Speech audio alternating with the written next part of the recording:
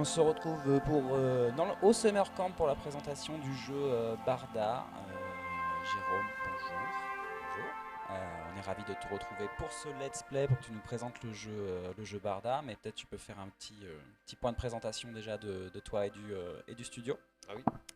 Moi je m'appelle Jérôme Baudin, donc je dirige le studio Moudita Games. Barda, c'est le nouveau-né de Moudita Games et puis de Loire Games, puisque le jeu a à peine quelques jours, puisqu'il est sorti le 2 juin, là, il y a mardi, de son early access. On a passé quelques mois en accès anticipé sur Steam.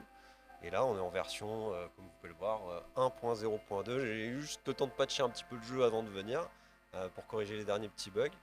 Mais Donc voilà, on a une version spéciale Summer Camp. C'est beau. on peut le dire. Voilà. Ok. Est-ce que tu peux nous pitcher Barda? Donc Barda, c'est un jeu roguelike qui est vraiment centré sur l'utilisation de son sac à dos. En fait, c'est un jeu de gestion d'inventaire. Voilà, c'était l'idée de départ. Le but du jeu, c'est d'emmener notre petit personnage oiseau là. Il a envie et besoin de ramener les cendres de son papy décédé en haut d'une très grande montagne très dangereuse. Donc c'est un peu irresponsable, mais voilà, il va faire ça. Et donc ça justifie, ça nous donne notre sens, voilà, notre quête d'aller grimper en haut de cette montagne. Donc en fait, la particularité du jeu, donc c'est déjà bon, de mettre en scène cet inventaire-là, qui est un inventaire physique, ce qui est aussi déjà une feature en soi. Mais ce qui va être marrant, c'est que en fait, dans son ascension, il va lui arriver plein de trucs pas cool, genre il va avoir faim, soif, il va être fatigué, stressé, etc. Et en fait, tout ça, ça va se ressentir directement dans notre sac et dans notre gestion d'inventaire. C'est un peu ça voilà, la petite particularité du jeu. Donc là, par exemple, déjà, on peut voir que ça commence à creuser un petit peu, et plus ils vont avoir faim, et plus en fait l'estomac va grandir et nous empêcher de mettre des trucs dans notre sac. Parfois, ça va même voilà, carrément un peu exploser, le moteur physique va exploser avec et tout va aller un peu n'importe où dans l'écran. Mais du coup, tout le défi est là, c'est de trouver un peu de la place pour ça et faire des choix. En fait, ça va être beaucoup de choix. En fait, on va trouver énormément de petits objets plus ou moins utiles en fait pendant notre ascension. Il y a des trucs pour manger et avoir moins faim. Il y a des trucs pour s'éclairer quand on a besoin de passer des cavernes sombres, il y a des armes pour battre les monstres qu'on va bien finir par trouver, etc. Et du coup, le sac, il est de toute façon trop petit pour contenir tout ça, donc il va falloir sans cesse en fait trier, se poser des questions, qu'est-ce que je garde, qu'est-ce que j'enlève, et voilà. En gros, le gameplay, c'est ça. Et dans cette notion justement du côté, enfin, moi ça me parle sur quelque chose de très organique en fait, aussi bien dans la gestion du personnage lié à sa faim, etc. Mais on sent que justement cette gestion d'inventaire, elle a quelque chose. Chaque objet, on a une interaction, on peut secouer le sac, on peut, enfin, voilà, on sent que ça fait vraiment partie intégrante. Alors, c'est le cœur du gameplay évidemment, mais c'est presque ce sac, il est presque personnifié, peut-être au-delà même que du personnage Ouais. au tout départ. Clairement, le personnage central de l'histoire, c'est notre petit oiseau, mais le personnage central du gameplay, c'est le sac. Et d'ailleurs, on a fait le choix dans le jeu, peut-être je vous le montrerai tout à l'heure, mais il y a donc un genre d'arbre de compétences dans lequel on va aller dépenser des points qu'on gagne au fil de nos ascensions. Et en fait, il n'y a pas moyen de débloquer d'autres personnages. Par contre, il y a moyen de débloquer d'autres sacs. Donc ça, c'est un truc qu'on a rajouté pendant l'ex-anticipé, justement. Si on joue suffisamment bien et suffisamment longtemps, on va débloquer. Il y a un sac, c'est un genre de coffre monstrueux qui va manger tes objets. Il y a un autre sac, c'est un genre de caisse, un peu une référence à Death Stranding avec des trucs qui s'empilent. Donc voilà, on a voulu faire varier plutôt le sac que le personnage, donc ça en dit long effectivement sur qui est au cœur de l'aventure, quoi. Donc là justement, c'est un bon exemple, un écran avec un bon exemple, puisque là j'ai déjà cumulé pas mal de trucs dans mon sac. J'ai un peu faim. Tout à l'heure, je suis devenu un peu fou en essayant de résoudre une énigme, donc j'ai un de mes objets qui fait un peu n'importe quoi. Là, du coup, je me retrouve devant des différents défis. Donc il y en a qui me permettent d'avancer dans la montagne, il y en a d'autres qui me permettent d'avoir aussi des choses à manger parfois. Mais là en l'occurrence, là je suis bloqué par un monstre et par un passage sombre dans lequel il faudrait bien que j'ai de la lumière, et moi ça tombe bien. J'avais quand même pas mal accumulé des petits objets de lumière jusque-là, donc j'ai du bol. Donc parfois il arrive on n'est pas ce qu'il faut, et c'est ok en fait, c'est à ce moment-là, le personnage lui-même peut être utilisé pour les différents défis, mais ça va nous, en général, exposer à beaucoup plus de galères et de malus, quoi. Donc c'est vraiment un choix en fonction de chaque tableau. Voilà, comment je veux le résoudre et finalement, est-ce qu'il y a chaque joueur peut y trouver un petit peu sa façon de jouer, sa façon de gravir. Est-ce qu'on va avoir des passages justement peut-être obligés dans lesquels on va pas avoir le choix que de se battre, par exemple, et du coup si on n'aura pas pris les objets en conséquence. Voilà, comment Ouais, c'est. ouais, mais en fait, et ça a été, je pense, l'un des plus gros défis en termes de game design sur le projet, en fait, c'est que contrairement à la grande majorité des roguelikes qui existent, en fait, nous, on a vraiment un système de challenge en silo. C'est-à-dire qu'en fait, tout va pas finalement se focuser sur un seul moyen d'interagir avec son environnement qui peut être genre mettre des dégâts sur des monstres. Mais en fait, on va avoir plein de différents types de défis en fait qui va nous tomber dessus. Et en fait, ça a été compliqué à équilibrer ça parce qu'en fait, on peut se retrouver très facilement dans des situations où en fait le joueur il a aucune option et genre juste il a pas les objets et du coup ça, on a eu beaucoup de fois dans des playtests, des retours comme ça, de genre, bah en fait, je suis tombé, j'arrête pas de tomber sur des challenges d'escalade, j'ai aucun truc d'escalade, voilà, le jeu, il y a rien qui va. Et donc, on a essayé de résoudre ça, en fait, de plusieurs manières. Donc, en fait, moi, ce que j'ai décidé de faire, les deux solutions que j'ai appliquées pour surmonter cette difficulté, c'est qu'à la fois, je donne trop de choses. Qu'en fait le sac il est obligé de déborder là comme là en fait. Donc là je vais pas le faire parce qu'en parlant en même temps ça va être impossible d'utiliser mon cerveau pour faire les deux en même temps. Mais il faut vraiment se dire que le gameplay principal du jeu en réalité c'est plutôt de aller regarder chacun de ces objets, voir ce qu'il fait et se dire ok bon est-ce que là j'ai vraiment besoin d'une écharpe pour me protéger du froid, peut-être je suis dans la montagne c'est cool. Mais peut-être que plus tard j'en aurai pas besoin. Et le deuxième gameplay le plus important en fait mine de rien, c'est celui d'être sur notre carte en fait et d'essayer d'un petit peu anticiper les choses, de tracer son chemin et de se dire ok là, par où je vais passer, qu'est-ce qui moi m'avantage par rapport à ce qu'il y a dans mon sac là, si je passe à gauche, je vais avoir peut-être du combat, un peu plus tard de l'escalade, etc. Mais moi j'ai pas d'objet de combat. Donc ben, ça me fout un peu voilà, dans la muse de passer par là. Donc il faut que je trouve peut-être un autre chemin dans la montagne ou que je me dépatouille avec ce qu'il y a dans le sac, quoi. Donc ça c'est un peu ces deux aspects-là en fait que j'ai essayé de développer au mieux en fait pendant l'axe anticipé pour compenser ce petit particularité du jeu, quoi. Donc finalement, on a une notion de découverte justement des objets, au-delà de découverte de l'univers. Enfin voilà, on parlera sans doute un peu de DA parce que la DA est quand même magnifique.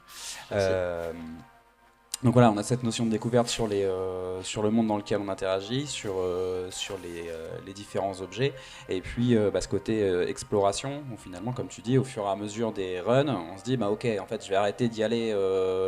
aller à l'arrache dans la montagne, et puis je vais prendre le temps de préparer un peu mon expédition, enfin préparer la prochaine.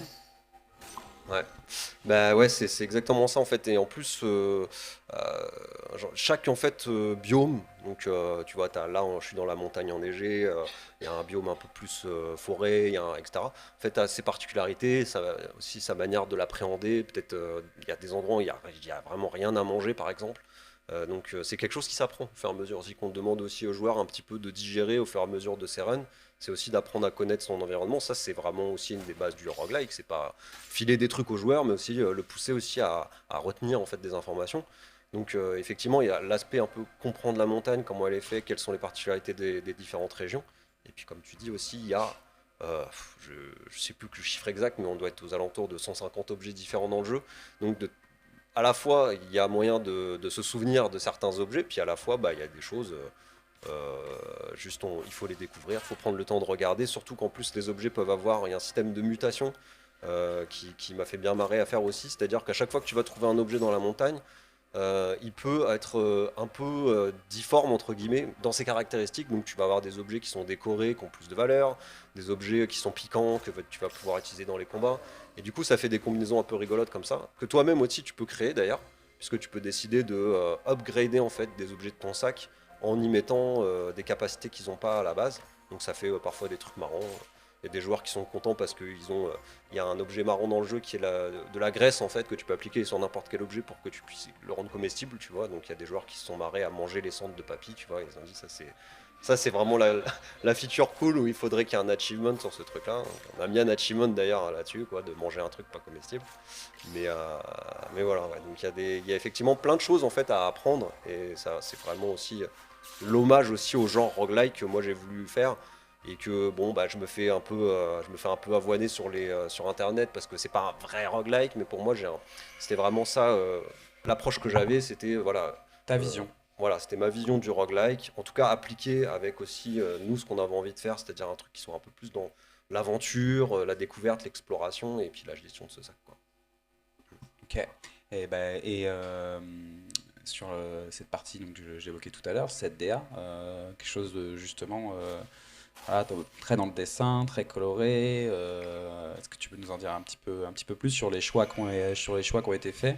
Et puis, voilà, j'ai l'impression que déjà avec le précédent, avec Ouais. Pilo, on est quand même sur quelque chose qui, enfin, voilà, ça a l'air d'être votre un petit peu marque de fabrique au sein de Nudita. Bah, nous, de toute façon, Moudita, à la base, on est deux, quoi. Donc, il y a moi et Fred, Frédéric Simon, qui s'occupe vraiment de toutes les images, en fait, qu'on voit. Et donc, en fait, la patte de Moudita, c'est la patte de Fred, clairement. Nous, vraiment, en fait, à la base, à l'origine de Barda, en fait, il y avait la volonté de faire un deuxième, après Pilo, parce qu'on on était super contents de Pilo et de bosser ensemble. Et on s'est dit, bon, ce serait bien qu'on fasse un deuxième jeu ensemble. Et donc, les premières images de Pilo, le premier dossier CNC qu'on a posé, en fait, il y avait vraiment la même caméra que Pilo. On voulait réutiliser en fait tous les outils qu'on avait développés sur Pilo. Pour ceux qui connaissent, en fait, il y a toute une technique en fait d'affichage dans Pilo qui est super unique en fait, où on arrive à mettre de la perspective dans des décors qui sont pas à la main. Et on voulait vraiment réutiliser ça parce que pour nous c'était un peu ça aussi la marque de fabrique de Modita Games. Et en fait, on a fait des essais. En fait, c'était trop compliqué, trop long, trop cher par rapport à faire un jeu comme ça, un peu systémique avec de la rejouabilité. Donc en fait, on a commencé à tester d'autres modes de représentation. On est arrivé en fait à ce résultat-là, qui était à la fois en fait pour Fred un moyen de faire des économies, on va dire, de me permettre aussi d'avoir des choses modulaires, c'est-à-dire de me filer des choses que moi je puisse aussi positionner et créer un peu mes propres situations de jeu, sans avoir besoin que lui à chaque fois contrôle exactement ce qu'il y a dans l'image. Donc il y a eu à la fois, c'est un style graphique qui a émergé à la fois de la contrainte et aussi bah, tout simplement de l'élan créatif artistique à la base, qui était vraiment aussi de proposer un truc un peu contemplatif, un peu euh, voilà, qui parle aussi de ça, de cette ascension, ce désir que le personnage il est de rendre hommage à son grand-père. Enfin, voilà, il y a plein de thématiques aussi qu'on a essayé de mettre en scène avec ces choix artistiques et graphiques là, quoi. Trop bien, moi j'adore. Je vais perdre. Je suis fan des DA. Le boulot de Fred J'ai, est absolument incroyable. ouais, je lui dirais. Euh, Je vais perdre, je pense.